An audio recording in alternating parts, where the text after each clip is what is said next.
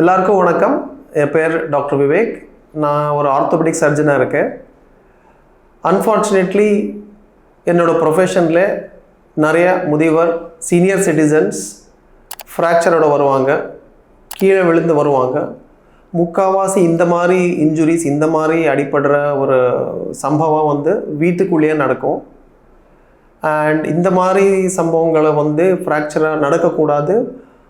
ஆயிடுச்சுன்னா அவங்களோட ஆக்டிவிட்டி குறைவாகும். அவங்கள பழைய பண்ணிகிட்ருக்கிற அவங்களோட டே டு டே ஆக்டிவிட்டீஸ் கம்மி ஆகிறதுனால செகண்ட் ஃபால்ஸ், திருப்பி கீழே விழுற சான்சஸ் ரொம்ப அதிகமாகும். இந்த கீழே விழுறதுக்கு நிறைய காரணங்கள் இருக்கும். அதில் நம்ம இன்றைக்கி எது நம்மளால் அதை தடுத்த முடியும் அதை பற்றி நம்ம பேசலாம். ஃபஸ்ட்டு மோஸ்ட் இம்பார்ட்டண்ட் போனோட ஸ்ட்ரென்த் கம்மியாகிறது, ஆஸ்டியோபொரோசிஸ் அப்படின்னு சொல்லுவோம். அது லேடிஸ்க்கு ரொம்ப காமன். அந்த மென்சஸ் ஸ்டாப் ஆன பிறகு போஸ்ட் மெனோபாசல் ஆஸ்டியோபொரோசிஸ்ன்னு சொல்லுவோம். இது ப்ரிவென்டபிள் கண்டிஷன். ரெண்டாவது நம்ம 50 இயர்ஸ் 60 இயர்ஸ்க்கு அப்புறமா நம்மளோட ஆக்டிவிட்டீஸ் குறைவாகும் சாதாரணமாக.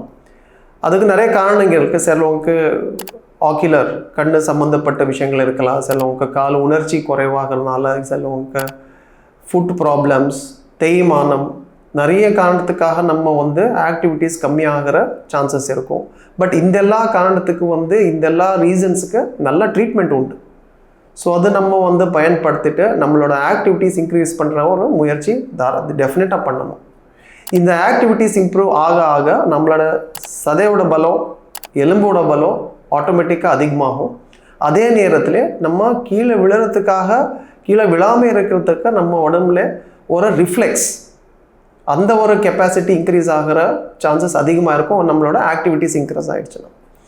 So osteoporosis prevention, activity improvement, இந்த ஒரு 2 சிச்சுவேஷன்ஸ்க்கும் நமக்கு ஹெல்ப்ஃபுல் ஆகிற மாதிரி ட்ரீட்மெண்ட்டு நிறைய இருக்கும். அதை நம்ம பயன்படுத்திட்டு கீழே விழாமல் நம்ம எல்லோரும் இருக்கலாம்.